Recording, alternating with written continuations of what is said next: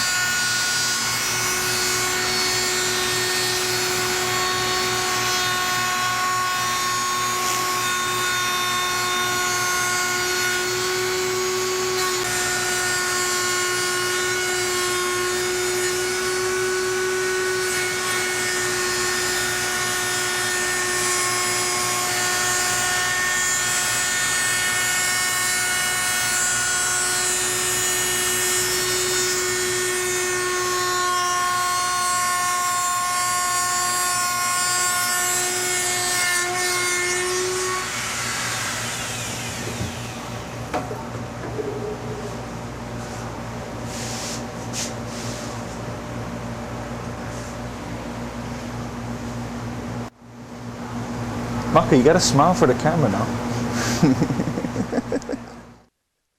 Anyway, so I was gonna show you here, this is a piece of, or a baritone ukulele, and it was a piece of coal that you got some footage of earlier. But what I want to do is show you how, you know, what the wood is gonna look like once it gets a finish. It's hard to see the finish here in the rough state, but this is just some naphtha, and it's representing a little bit of a lacquer, or how the finish will look like on the finished instrument. And I'm going to pour some on here, and of course it will dissolve, but the intention is for you to be able to see how rich the coal wood is going to look once it gets a finish on it. And you can see there the curl and the grain that's coming through the wood there. And that's why, of course, coal is so popular, because of its beauty and the coloring and the grain that coal is so rich in, and of course its tonal properties.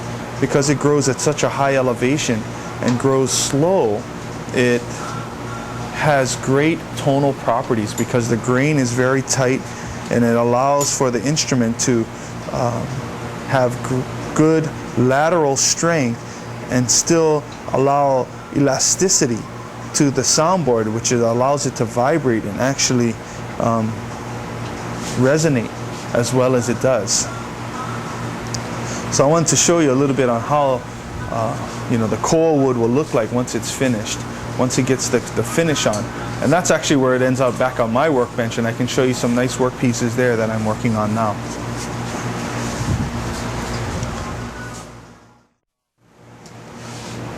So it's a good you know, shot of ukuleles in the making, to say. A little wall of ukuleles there. Right now, this is a baritone and a super tenor. They're in the process of drying or curing. And what they'll do is they'll dry, and in this case, they still have more lacquer to go on. So they'll be sanded today. Once they're done sanding, then I'll go ahead and spray them again to its final coat. And once it gets its final coat, we'll sand it once more with 600 grit and let it cure for 10 to 14 days.